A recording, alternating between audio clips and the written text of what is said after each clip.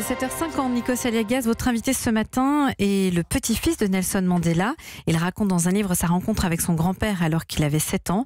Ndaba Mandela a 36 ans aujourd'hui et s'occupe de l'association Africa Rising pour lutter contre le sida et défendre les intérêts de l'Afrique. Bonjour Ndaba Mandela. Bonjour. Bienvenue sur Europe 1. Vous publiez un ouvrage pour le 100e anniversaire de la naissance de votre grand-père Nelson Mandela, où vous racontez 11 leçons de sagesse de vie. Yes. C'était une nécessité pour vous de revenir sur ce lien à la fois personnel que vous aviez avec votre grand-père, mais aussi un lien un peu plus philosophique? Yes, of course. Mais c'était effectivement les deux. Quand j'étais jeune, il m'a pris sous son aile à l'âge de 11 ans. Et tous les enseignements que j'ai tirés de lui sont entrés très profondément en moi, puisque je les ai appris très tôt. Qu'est-ce qu'il attendait de vous, votre grand-père? Qu'est-ce qu'il vous disait justement pour l'avenir quand vous étiez un adolescent? Vous savez, l'une des premières choses qu'il m'a dit, d'abord, tu es mon petit-fils et de ce fait, ceux qui te regardent te considèrent comme un leader et en tant que tel, tu dois avoir les meilleures notes en classe. Mais moi, je voulais être un enfant comme les autres, je voulais jouer, je voulais m'amuser, je voulais faire les 400 coups. Mais mon grand-père, il voulait que j'ai des bons résultats scolaires, donc.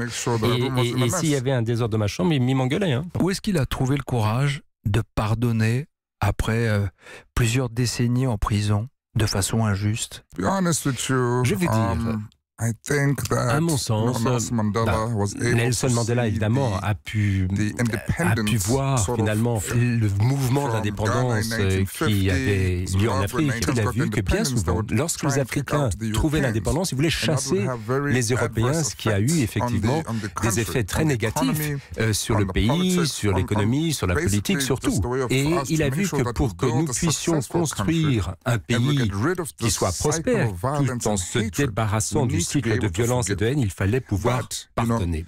Et je crois que pendant ces 30 ans d'incarcération, il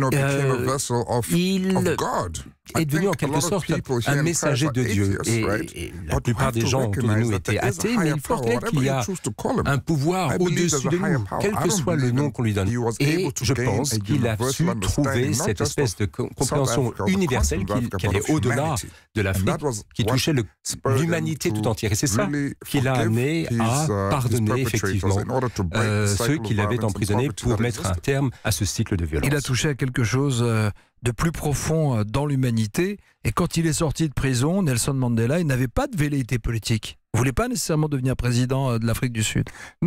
Effectivement, il n'avait pas cette ambition politique. Il s'est rendu compte, en sortant de prison, qu'il était déconnecté du nouveau monde, puisqu'il avait été en prison pendant une trentaine d'années. Pour lui, c'était un monde effectivement nouveau. Et il estimait qu'il n'était pas à sa juste place pour mener cette nouvelle société, ce nouveau pays. Par contre, il avait une telle pression qu'il n'avait plus d'autre choix qu'effectivement prendre la présidence, mais il a dit qu'il n'effectuerait qu'un seul mandat. C'est ce qu'il a fait. Ensuite, il est passé à autre chose. Il y a plein de présidents qui n'arrivent pas à tenir leur parole de ce côté-là. Qu'est-ce qui se passe aujourd'hui en Afrique? Où est l'héritage de Nelson Mandela, et notamment en Afrique du Sud? Vous savez, le grand homme nous a laissé un immense héritage, un exemple de leader qui, même s'il a été idolâtré pratiquement, et même tous les chefs d'État se réclament de lui, personne n'a réussi à suivre cet exemple. Lorsqu'on parle de Nelson Mandela, on pense tout de suite à la démocratie. Il faut savoir qu'il y a beaucoup de gens qui étaient complètement marginalisés, qui n'avaient même pas le droit de voter. Mais vous vous rappelez la commission de vérité et de réconciliation avec Desmond Tutu, où les criminels de l'apartheid ont été réunis avec leurs victimes et il fallait tout dire, en échange de quoi ils étaient amnistiés. Eh bien, ça aussi, c'était quelque chose de très poignant dans l'histoire de notre pays, parce que si on n'arrive pas à se ramener autour d'une table, alors à ce moment-là, il n'y a plus d'espoir pour la paix ou pour la construction d'un pays. Si je vous écoute, ça veut dire qu'en France, aujourd'hui, alors que nous vivons une crise sociale, avec des manifestations, avec des colères, avec parfois une impossibilité de dialoguer, on doit se mettre autour d'une table et se dire les choses comme l'aurait préconisé votre grand-père Nelson Mandela? Mais c'est ce que je dis, absolument. Mais je reconnais qu'il est quelquefois difficile de s'asseoir autour d'une table. Pour moi, je crois que c'est également une question de timing. Il semblerait qu'en France, ces problèmes étaient là depuis longtemps. Ils ne sont pas apparus du jour au lendemain. Ce n'est pas comme ça, du jour au lendemain, que les gens sont décidés d'aller manifester. Je crois que les problèmes étaient sous-jacents depuis longtemps, et puis ils sont remontés à la surface. Et puis là, bon, ils se battent contre ce qu'ils refusent. Mais c'est vrai dans tous les pays. Moi, ce que j'aime beaucoup ici, à Paris, en France, c'est que les gens ont la volonté de faire quelque chose, de réagir, de s'organiser, de faire quelque chose pour traiter le problème, plutôt que de se résigner à dire voilà, on ne peut rien faire, c'est comme ça. Non, il y a la vraie volonté de faire changer les choses et de prendre leur destinée entre leurs mains.